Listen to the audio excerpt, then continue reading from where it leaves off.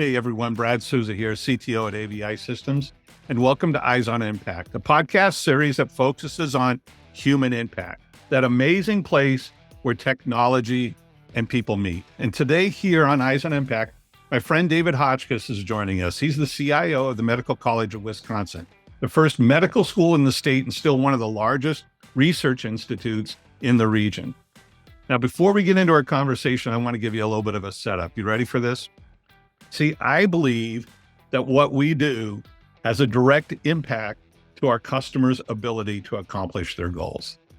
You heard it. If you've known me more than 30 seconds, do you know that I'm absolutely passionate about the way that we do this AV/UC digital media thing, the way that IT and media come together. I absolutely love it. Now, not everybody, I get it, sees it the same way that I do. I understand. There's a lot of people who look at IT and think it's the same as plumbing or heating. It's a utility that you have to provide your workforce if you're going to support them. But I don't believe that. I absolutely don't.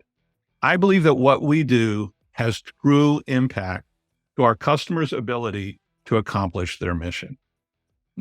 Why do I believe that? Well, it's because our customers say it's true. They say some crazy things to us. They tell us that we're part of their trade secret. They tell us that we're a strategic element of their go-to-market strategy.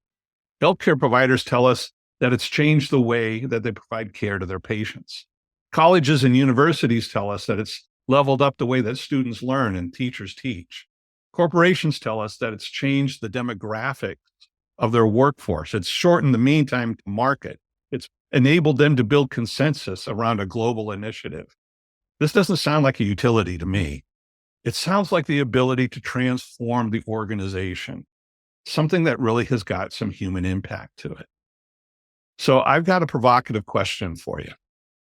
Do you believe that your organization can accomplish its mission if you don't do what you do? Wow.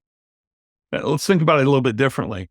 If you don't deliver with excellence, can your organization accomplish its goals? Now, before you answer that question, I want you to join David and I in on this conversation, because we're going to talk about what it takes to make IT a business enabler, not just a utility. We'll talk about what it means to truly be a business leader and be in the IT space. And you know what? We'll even get into a little bit of career planning for all of us who want to level up our career path. So what do you say? You ready to get into it? This is Eyes on Impact. Let's get after it. Well, buddy, it's always good hanging out with you. And I have been looking forward to this time together since we first talked about doing a podcast series. I knew you were one of the first people I wanted to get on the series with us. It's always enlightening and entertaining when we get together. I imagine here in about 3 seconds, we're going to forget the cameras on and we're just going to do what we normally do. And that to me is just goodness. I know you. Many of our listeners probably don't. So how about we start with that? Give us a little bit of background to David Hotchkiss and MCW and get us a little familiar. Sure. So this may sound odd because I'm on a call with you, but I started out as an accountant, and I figured, because I didn't know what I wanted to be when I grew up. So, I was that kind of average student, whatever, and so I figured if you could sort of, money made the world go around, and if you could count it as an accountant, that's a pretty good job. And I did that for like 14 months, and my first job was in healthcare, and I realized, oh no, I mean, no disparagement to accountants, but that's not me. I can't do that. Every month it's the same thing. So I ended up kind of following a very meandering path through managed care, just healthcare, all different aspects of it, and found myself, thanks to a mentor, informal mentor, a couple of them, but one primary, who said, you seem like you have a knack for IT. And so why don't you go give that so I have no actual formal training, none whatsoever. I just sort of worked hard, did my thing, but was in the right place, right time with great people who looked after me and worked with great people that ultimately got me to you today. And it's a it's just an interesting journey. Maybe we'll go into some of it, but one of the things that I like the most is when people say, and this just happened the other day with somebody that I was talking to. They said, you're not the typical person we expect to talk to. So when we pick up the phone and you're the CIO, whatever, titles are titles, we just expect a different kind of person, and you're just not that guy. And I mean, I've taken that as sort of a true humbling compliment throughout my entire career. MCW is, I have been fortunate to work here for the Medical College of Wisconsin for now, I'm in my 11th year. And it is an amazing private freestanding university in the Milwaukee area. We are roughly a $1.5 billion corporation. We do clinical care, as you would imagine, the academic space. We also do the primary areas of teaching, research, and a lot in the community space, which maybe we'll get into a little bit today. You never know. Yeah. I know that's a passion of yours. Yeah. And I've just been leading this truly incredible team now for 11 years, and we have accomplished great things together.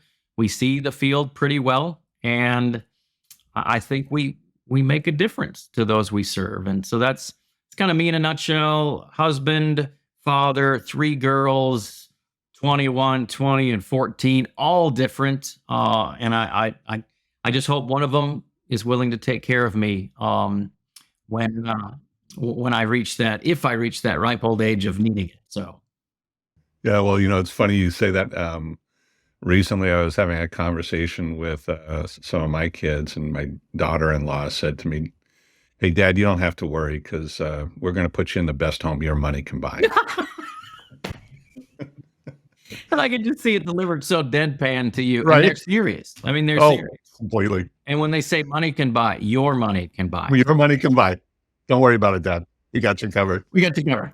Hey, along the journey that you've had, you mentioned a couple of mentors. Are there moments, maybe key decisions that kind of shaped your perspective as a CIO?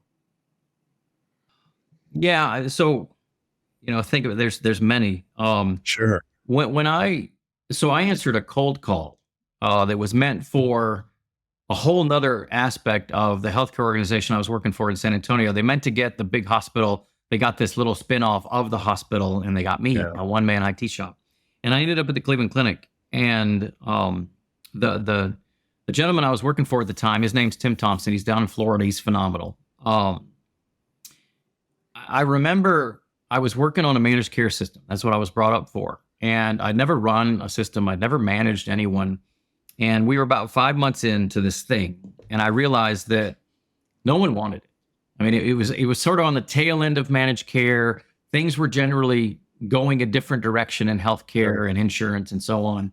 And my wife, Tricia, she had grown up kind of around German family. They had been together their whole time, like generation within 2 blocks, right, give or take. Yeah. And I had taken her away to Cleveland. I mean, all the way from San Antonio. That's a pretty hefty drive. Wow, yeah. And so she's crying like every day for 6 months. And I go to him, Tim, and I say, Tim, I don't know if this is working, man. Nobody wants what you brought me up for. Nobody. And Trisha's crying all the time. We're generally miserable. I don't think I should buy a house. I mean, I just don't think this is the place for us. And he said, look, I can't tell you whether you should buy a house. That's kind of your decision. But I can tell you that I see something in you that you could be bigger. So I want you don't worry about the managed care thing. It'll fix itself. I want you to run our Lawson implementation. So this is back in the 90s. And, ERPs, enterprise resource planning systems, they're big, they're expensive, they're on-prem. This is back in Lawson's huge. Right. Back in Lawson's heyday. Yeah. And he said, I want you to replace Ernst & Young and their whole PMO office. I just want, and keep in mind, remember, I've never done any of it. I don't even know what acronyms stand. Like SLA, I don't even know what that is. And in their exit interview, they said, Ernst & Young said, you've got an unproven guy coming in. There's no way your project is destined for failure with this guy. And I would have written the same letter, quite honestly, if I was there. We brought it home. Again, great team. I made a lot of mistakes, but I did some things well. We brought it home on time, under budget, and the rest was kind of history. And if he doesn't see that kind of side of me, if he doesn't see Ooh, the yeah. ability to do it, it's a turning point. I mean, I could have Yeah. left, and who knows? I might have bounced right out of IT. And instead, that cemented sort of my path going forward. And there's a few other moments that we could share, but I don't want to just go on. Well, it's interesting. So I've had the privilege of working with you. I've had the privilege of watching you with your team. I've had the fun of sharing the stage with you and doing events together, and it's been an absolute blast. There's a lot of ways that I would describe you, but one of the ways I would describe you is that you're a leader first and a technologist maybe second or third. It's somewhere down. Is that kind of close? Would you describe yourself that way? I think it's great that you see me that way. I hope others do. I mean, it's how I kind of wish to present. And it's kind of going back to what I talked about earlier, right? So people don't see me as the typical individual in a CIO seat, right? And I do understand tech, right? I could go back again, trained accountant. Full disclosure, I've never coded a thing. And in fact, the one project I tried to code in college, it didn't work. I handed it in, it gave me an A anyways. So, there's a lot of moments that really got me to where I am today, and that's one of them. The reason for all of that is if you don't value people based on how they present, their skills, their attributes, the buttons that work for them or maybe don't work for them, if you don't think about that, it's not that I'm perfect, because there's not a leader on the planet that's perfect, but for sure, we've got pretty low turnover, and in my leadership team, we have really no turnover in my tenure. I'd like to think it's partly me and it's partly the place we work and serve in Medical College of Wisconsin. And so it's just really respecting and treating people as people first. They're not tools. They're not pieces of a machine. They are simply people that have agreed to do what they do in service to MCW. And together, we make some pretty good things happen. And if you don't treat them that way, they could give their skills to anybody. They honestly could. They could probably make more money. So good. That's so good. Yeah. And I'm just glad they choose to be with us. Sorry, real quick. Yeah. I think that people, I think it's changed. And maybe it's just me, but I don't think so. I think people choose to work for an organization, but very quickly after that, they come to decide whether they're going to work for a person. And the organization's important. What it does, its culture, its mission, really important. And we have sort of that secret sauce at MCW because we do those 4 missions like I talked about earlier. Yeah. But they choose to work for a person or not. And so if you're not a leader first, they'll make a decision that you may not like. So I think early in my career, I saw the pathway to elevating or promotion or whatever you want to call it. I think I saw that pathway was through skill set. So if I knew something that others didn't know, if I mastered a skill that others didn't have, that would become my next step. But later in my career, I think I've learned that it's not about skill, it's about leadership. Would you, does that resonate with you? Would you say that's true for what you have seen? I think so, but if you hadn't mastered the skill early on, you would never have found your way to that leadership role, right? So For sure. So it's a little chicken and egg. So did you need the leadership skills early on to develop those competencies, that expertise and individual skills? Did you need that to get where you are? I think so. For me, it's a little more of a, I'm not going to say it's a straight line, but so I'm not going to say I don't. Well, what I do is sort of, I present, I organize, I facilitate, I influence. I've never had the skills like you did, right? I mean, I could think logically. I could work in databases. I could do things, right? And much of it was self-taught. But my skills, I sort of developed that sort of ability to influence. One of the my good friends at the Cleveland Clinic, who was on the project team and is there to this day in a senior role in finance. I remember him telling me one time, we were at one of our hospitals within the network of the Cleveland Clinic, and we did our kickoff and everything. And he talked to me after the fact. He said, you could talk your way out of a paper bag. I mean, you seriously could just.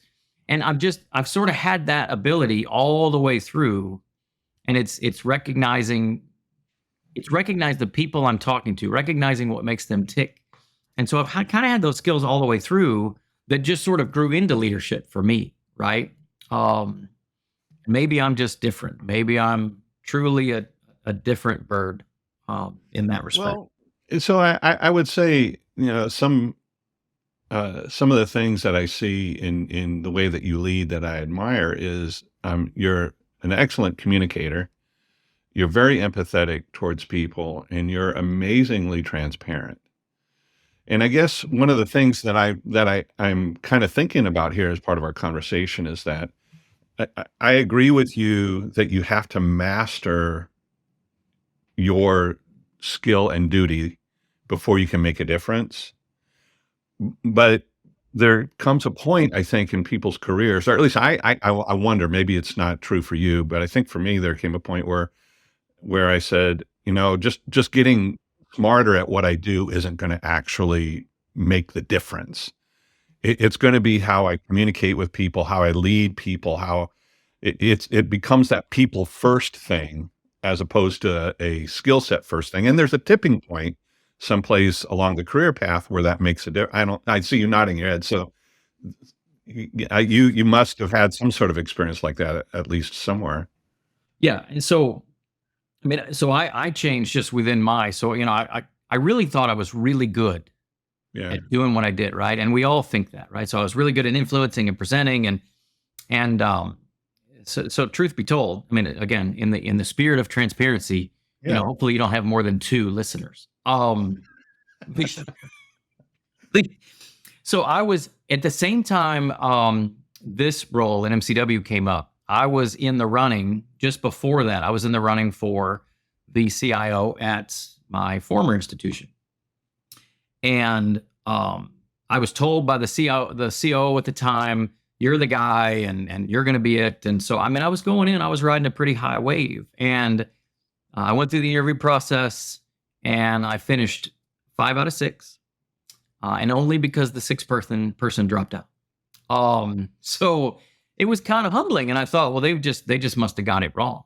And so then I decided, probably because of ego a little bit, I decided to look elsewhere. And at the same time, I had a couple of opportunities come my way. And again, I showed up at MCW, and they agreed to their intelligent approach for somebody like me. They agreed to get me a coach. And so I got to interview, and hopefully this is too long a story. I got to interview the 2 coaches. And the first one I interviewed, we laughed. We almost cried. It was just a great exchange.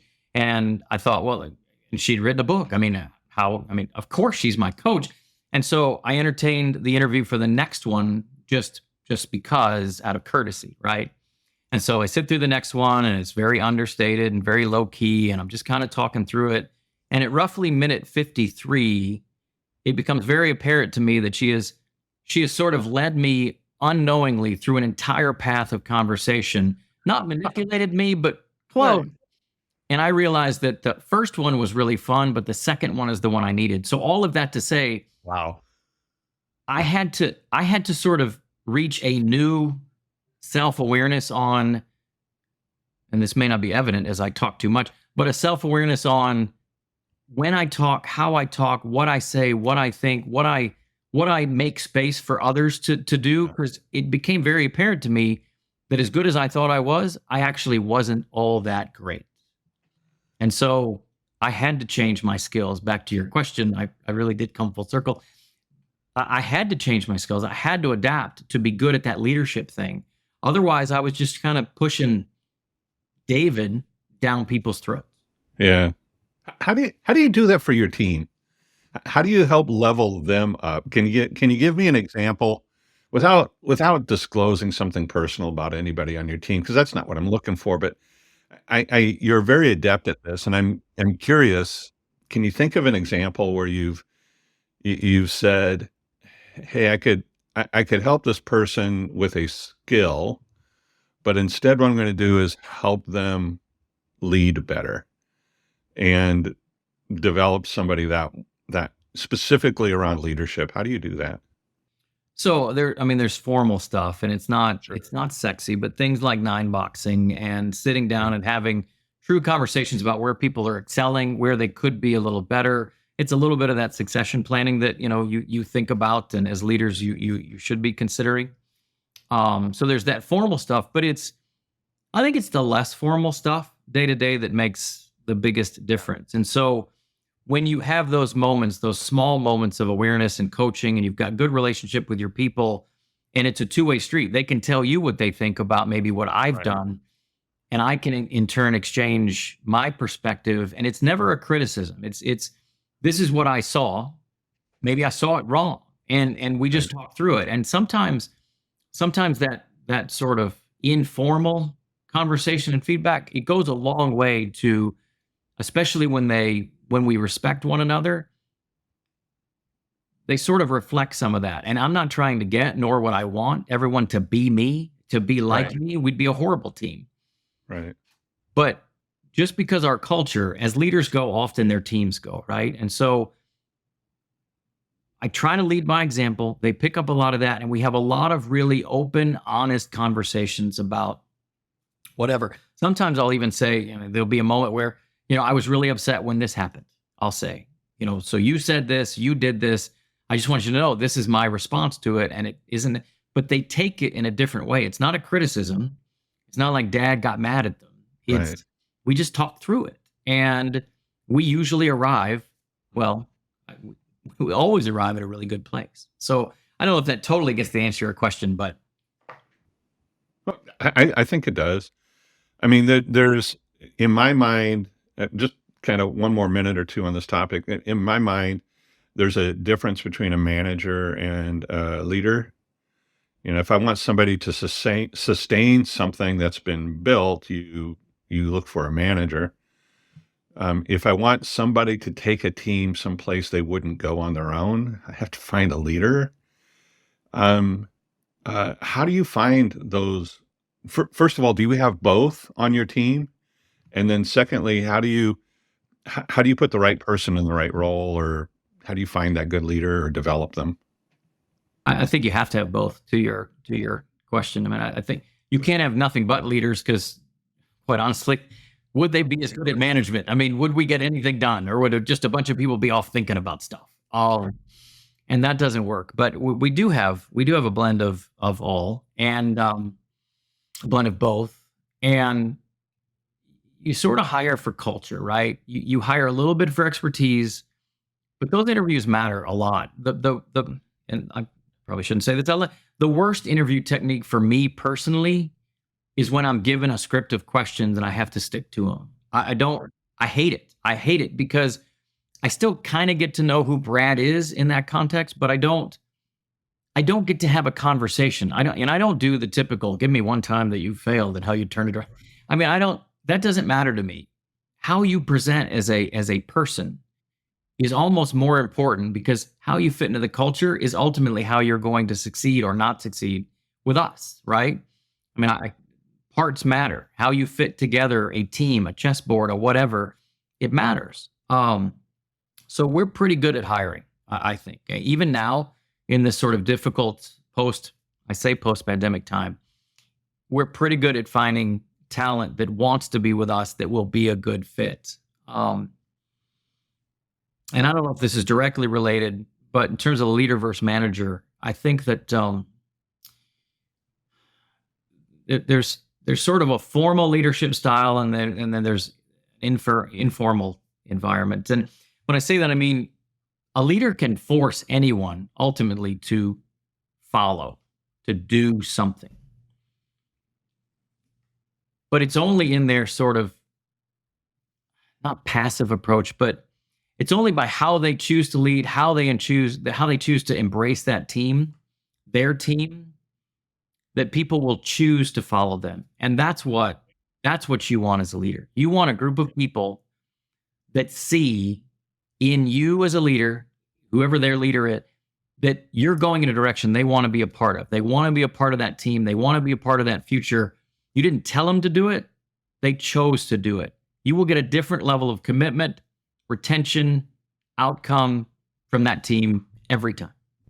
Yeah, that's a great point because when I talk to people and they ask me about leadership, one of the things I tell them is that the first thing about becoming a good leader is discovering what you need to be to create good followers. Because you can't actually be a leader without a follower, right? Yeah, and if you can't create people, if you can't develop relationships that people want to follow, it doesn't matter what you'll never be a good leader. And I see that in your team, and I see that in the way that you operate. It's very cool to watch. I'm going to go to this people first thing and take it to a different direction, and that's really around this idea um, that that when you engineer or design or use technology as a solution, um, if you don't start with people, then you can deliver something that matches the spec, but it doesn't mean it's actually going to accomplish the outcome, right? You recently spoke at our national sales meeting, and I'm not flattering. This is a true statement. You know me well. Uh, People still talk about your keynote, and just in case you think I'm joking, it happened yesterday. Somebody quoted you. And the thing that they were talking about was this idea, and I'm going to butcher it, so forgive me. But one of the things that you talked about was, hey, don't sell me anything, solve a problem for me. Because every good technology deployment starts with solving a real problem and it's focused on how people engage with it. Um, our language around that's human impact. That's the term we use. But I've watched you. This has worked well for you. Can you elaborate on that? Explain that. I mean, how does this work for you? People first in terms of engineering and design. Well, I mean, believe it or not, it's kind of easy. What you have to step back from, there's a core set of things you have to do as an IT team, as somebody that provides technology services to a group. Email's got to work, phone's got to work, stuff's got to work, right? I think I might have said something like that just works. Things just work. And that becomes the new bar sort of every day that people expect from you. Things must just work. And you don't necessarily get attaboys for dial tone. You don't get attaboys for email coming in. You don't get attaboys for the power at the outlet. You get attaboys, and it's not that we work for that, but by designing services that help people do whatever it is their training, skill, expertise is better. You don't get in their way. You enable them to do the very thing they're good at in service to the people that need it the most. In our world, people are coming for care. These are not just well visits. These could be across the whole spectrum of healthcare, and people go through some pretty serious things every day. And if IT gets in their way, all of a sudden now we're in a place we shouldn't be. We're in between, because you talked about relationships. We're in between a relationship that honestly we have no business being in. And so the question is, how do you build services that reflect the needs of those that use them without being overly directive in what you put out there? Wait a minute. Wait. I want to go back to something I think I just heard you say. What I think you just said was when IT doesn't do what IT is supposed to do it, the way that IT should be doing it, you get in between a relationship. And I think the relationship you're inferring was the relationship between the doctor and the patient. Is it? Could be the educator and the student. Could be the community, wow. the community facing element of our operation, and the least, the last, and the lost of those we're trying to help in our region. Yeah, yeah. Anytime we're in the middle and we slow things down or we create a hurdle or an obstacle, in IT, we're pretty good at doing those things, at creating obstacles and just hurdles to jump over. We lessen at least the speed of impact, if not the impact itself, on those that are in that relationship between two parties that we're not a party to, if that makes sense. Oh, it's brilliantly said. I mean, one of the things that you talk about, I talk about, I think this is a shared affinity between us, is that um, I'm an absolute believer that what we do is a business enabler. It's not a utility. It's in and no disrespect to those people, to people who provide a utility, but that's not who we are. That might have been the way that business leaders thought about us, maybe pre-pandemic, but the pandemic absolutely solidified the fact that we're mission critical, business enablement, business continuity, all of those things. How do you communicate that? I mean, you obviously agrees. What does that? First of all, what does that look like for you? And secondly, how do you communicate that to your team?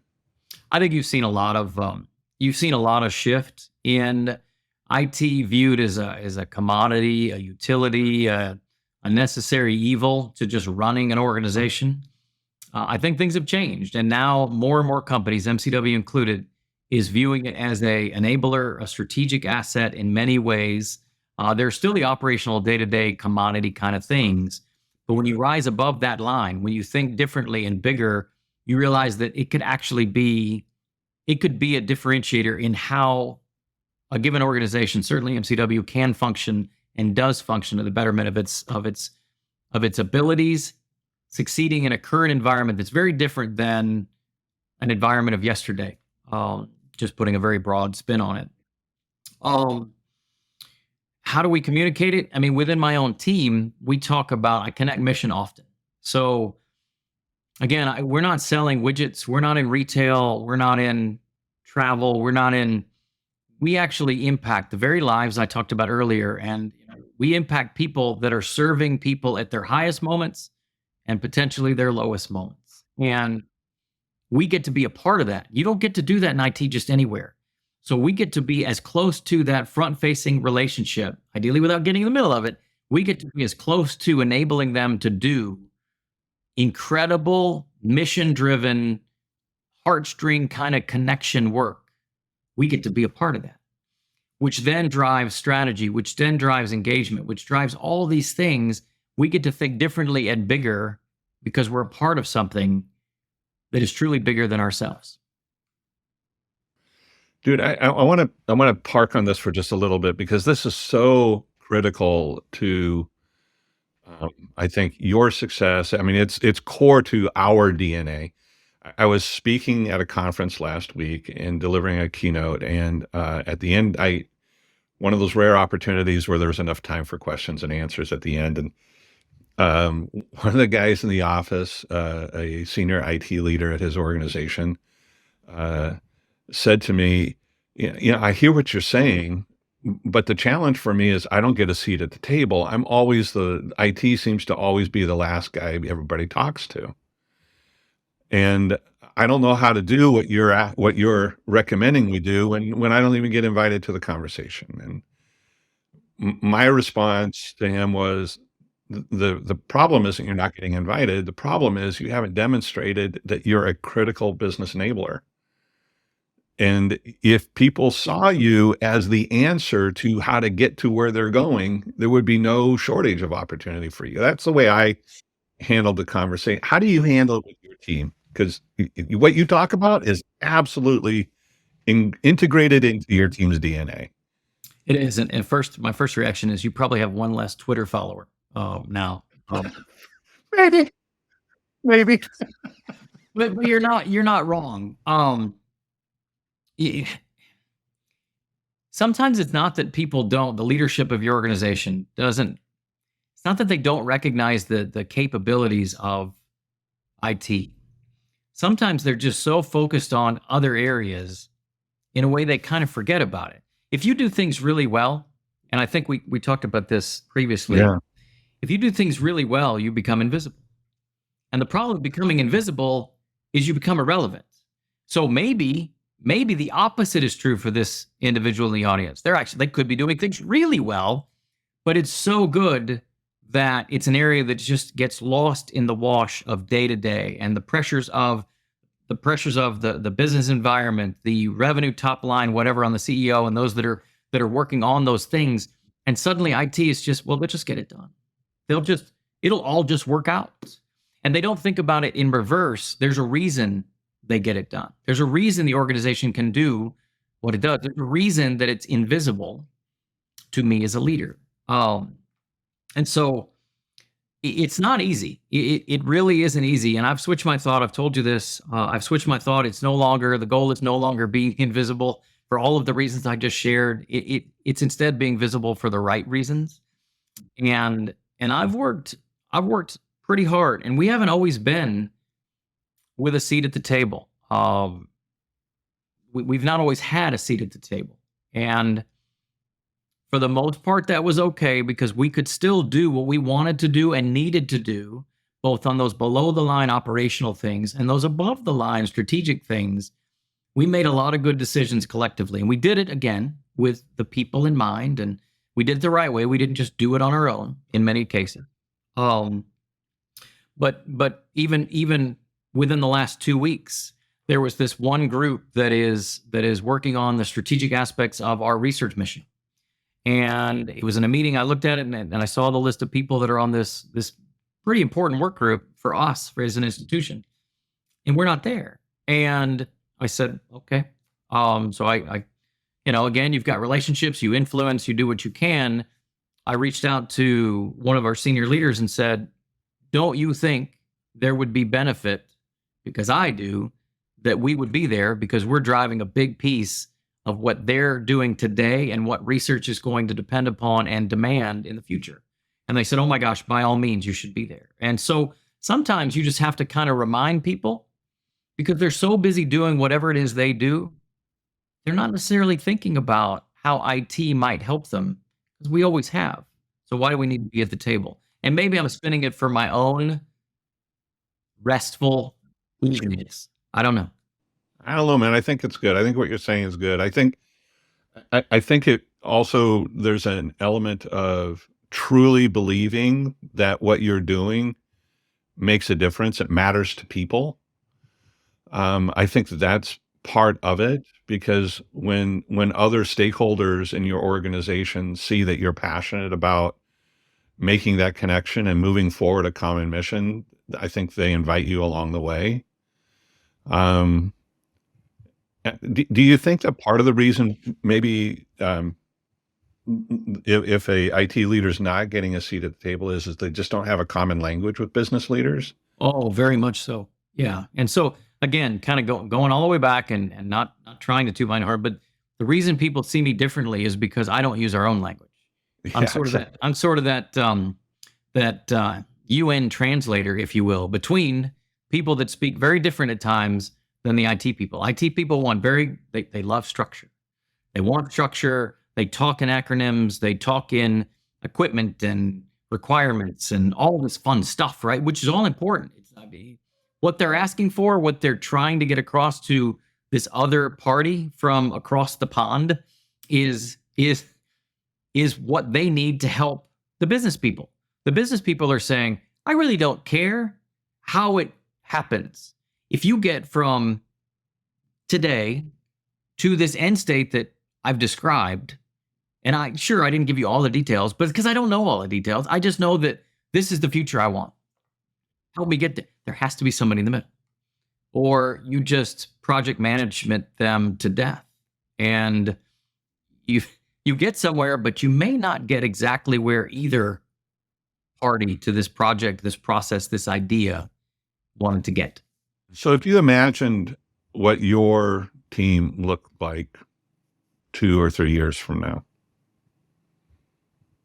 how would that team, and I'm not talking about individuals, I'm just talking about mindsets or, outcomes or whatever, but how would you describe 2 or 3 years from now they might be a little different than what they are today?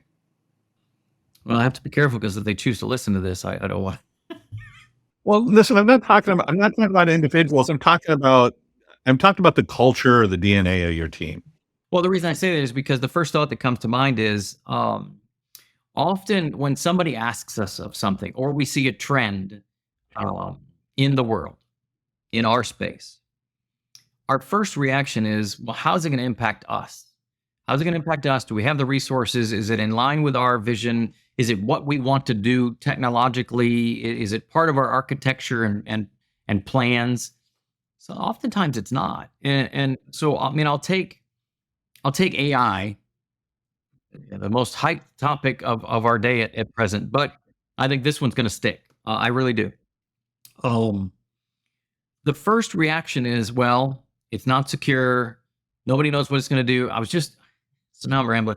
I was just talking to my boss, and I was prior to meeting with him, I was meeting with, over the past couple of weeks, I've been meeting with some faculty at MCW. And we were talking about these large language models and what their capabilities might be. And you see all these other academic medical centers that are starting to play with it. Epic the leading medical record across most of healthcare in the US and beyond is already playing with it and figuring out how they can make the lives of physicians and nurses and other caregivers better in a pile of information that is often hard to sift through. And we started with it. Well, we should have a policy. We should have a policy around what we do in AI. And a very astute faculty member said, we don't have a policy around how we do Google searches. I mean, what we don't regulate tech at that level in that specificity. And so he said, why don't we approach it differently with a little more open mind? And so we're going to do a work group. And so I was talking to look for use cases that we can rapidly prototype and see if we can make a difference, right? And likely those are going to be internal models that run with our institution, which is what you see at other places. But I was talking to my boss and I said, this is where it's different. This is where I'm going to be the hypocrite, right? So now I'm IT. I've heard people, they want us to explore it, but now I'm going to have a tech that is chasing a problem. It's the first time I've ever brought in technology without a specific thing I'm trying to deal with, because it's so early. We don't know what it's going to do. And my boss says, so what are you going to try to fix? I said, I don't know. I don't know what I'm going to fix, but I guarantee you there are applications of this technology today and in its future that are going to make us different. And if we don't embrace it, if we don't think differently, back to our mindset as a culture, both me and the future of our team years from now, we will become irrelevant for different reasons. Not necessarily because we did a good job, but because we didn't embrace something that others are in mass. Yeah. So, can we spend another minute or two on AI? Because interestingly enough, it was the topic that I spoke at the conference as well. And I mean, as you said, this is your show, so we can spend as many minutes as you'd like. oh man, let's way to toss that back at me. I love that. So in this case, what I think I heard you talk about was the fact that you're gonna just prototype it and model it, and it's not designed for a specific end. It's consumed to learn and then allow those experiences to define, how to make it productive. Is that what you're doing?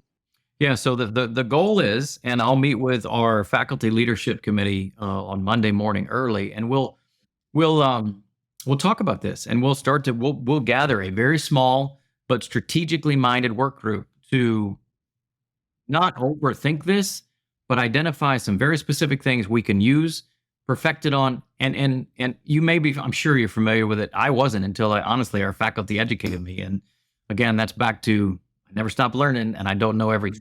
In fact, as they often say, you'll hear people say, I'm not the smartest guy in the room. I'm glad they don't take IQ tests in many of these rooms. There are models, hundreds of models that are out there now that you can run internal to your organization. You can run them on, some people think you have to have these massive computer arrays behind them. You don't really. Now at scale, I believe you need them, but just to work with them, to play with them, stand them up on a virtual machine. I've got somebody that's running the same faculty. He's running it on I think it's an 8-year-old Microsoft Surface. And it's just cranking away. This is not a Microsoft ad. It's just working on a Surface. And so when you run them internally, there's this perception that if you give all your information to, and it's real, to a public ChatGPT or Bard or DeepMind, any of these others, your information goes through something that's not in your control. But if you run the models internally, you get to adjust the probabilities. You get to train it on a very specific thing. And that's what we're going to do. That's what like what others are doing. It just makes sense. I think that's great. I'm a big believer in hyper prototyping and designing for the next phase, not designing for the end result. Because today I can't actually predict what the end product is supposed to look like, and the things change so rapidly that if I do try and design for something that's that final end product, if I try and design that today, I'm going to miss out on all of the evolution of what that's going to go through in the next 6 to 12 months. So yeah, I'm a big believer in hyper prototyping. That's what you're doing. It sounds like. I think that's fantastic. And we talked about this because this is, as you imagine what your team looks like over the next couple of years, um, you're going to figure out how to integrate this into the culture and the DNA and vision of your team. I think that's great. Yeah, one of my leaders often says, he uses phrases like this often, but you sort of have to be comfortable being uncomfortable, right? And this is what, and IT people they're not good at that typically, right? And so I really do like his phrase, because it does speak to what I hope. Back to your question, I hope in the months and years to come, we just get comfortable. Tech has changed a lot, and maybe I'm just hyper focused on the current changes, but it just feels different. I mean, I think cloud's taking on a bigger element of our world. We're already hybrid, but we're moving even greater things to bigger, more important tier one kind of things of our operation out. And so when you do that, your skill sets change, your team changes, and it's either a threat to your future or it's an opportunity that could make your future that much better, that much more engaging, that much more fun and impactful. And that's where we have to think about differently in the years to come as a team. Super good. If I'm going to wrap it up with this final question, and that is, if a younger version of you came to you and said, "Hey, what should I be thinking about to become this people first leader?" How would you coach them today? Somebody younger that's trying to figure this road out. How would you coach them on how to get there? Man, that's a way to end on a really deep question. As much as you think you know a fraction of that. So don't be so cocky. Don't. And it's rough because you have to be confident to succeed. You have to be confident to be viewed as somebody that can own a task and lead it and move it forward in any level of your career. Even in your entry role, you have to be confident enough to get that task done. But if you blow past confidence and it's just sort of covered in ego, you'll actually be destructive to your future. And I don't know that I was people first at the beginning. I think I valued people and I recognized their value, but I don't know that I truly valued them the way I do now. And it's so unfortunate because, what we knew in our 20s, what we knew in our 30s, what I knew it's part of today, but what I really needed to be successful was what I know now.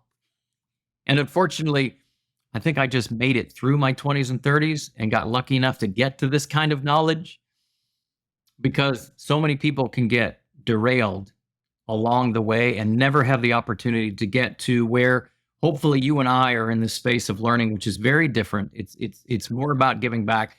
HR, our leader of HR says, which maybe this sounds wrong, they don't necessarily pay us for what we do anymore. They pay us for what we know. And I just don't think my 20-year-old, 30-year-old self knew anything. I could brute force anything. I could talk my way through anything. I wasn't always right. I was also at times kind of a jerk. I don't want to end on the word jerk, but that's what I would say. That's what I would say. Well, buddy, we did it. We made a podcast. And to your credit, I forgot the camera was there. Just like you said I would. Just like you said I would. Buddy, every time we do this, whether it's just you and I hanging out with a cup of coffee or it's, something that's formal like this, I thoroughly enjoy it. You're very skilled and gifted at what you do. I love the fact that you love people. You appreciate technology and love people, because that's, I think, how you've really helped transform the mission of the Medical College of Wisconsin. Thank you for giving us your time today. You are too kind. Thanks for inviting me.